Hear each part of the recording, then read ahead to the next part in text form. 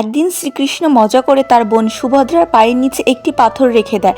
পাথরের উপর পা পড়তেই সুভদ্রা নদীতে পড়ে গেলেন। কিন্তু সুভদ্রা তো সাঁতার জানতেন না, তবুও শ্রীকৃষ্ণ সব কিছু দেখেও কিছুই করেনি। তিনি সুভদ্রাকে ডুবতে দিয়ে সেখান থেকে চলে যান। আসলে এর পিছনে এক গভীর কাহিনী লুকিয়ে আছে। রাম অবতারের সময় যখন রাবণ মাতা সীতাকে অপহরণ করে লঙ্কায় নিয়ে যায়, তখন সেখানে ত্রিজটা নামে এক রাক্ষসী মাতা সীতাকে অশেষ ভক্তি ও স্নেহ দেখিয়েছিল। মাতা সীতাকে কন্যার মতো করে যত্ন ও সেবা করত। ত্রিজটার সেই সেবায় সন্তুষ্ট হয়ে ভগবান শ্রীরাম তাকে আশীর্বাদ করেছিলেন এবং তিনি বলেছিলেন পরবর্তী জন্মে ত্রিজটাই তার বোন হয়ে জন্ম নেবে। তাই পরের জন্মে ত্রিজটাই সেই বোন সুভদ্রা রূপে আবির্ভূত হন।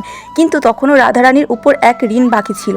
সেই কারণেই শ্রীকৃষ্ণ সুভদ্রাকে ডুবতে দিয়ে চলে গেলেন, যাতে রাধারানী এসে সুভদ্রাকে রক্ষা করতে পারে এবং ত্রিজটার সেই ঋণ পূর্ণরূপে শোধ হয়। ভগবান শ্রীকৃষ্ণ রাধারানীর উপর সমস্ত দায়িত্ব পালন করলেন, কারণ তিনি কখনোই চাননি রাধারানীর কাছে ঋণী থাকতে। রাধারানীর ভক্ত হলে চ্যানেলটিকে অবশ্যই সাবস্ক্রাইব করবে। রাধে রাধে।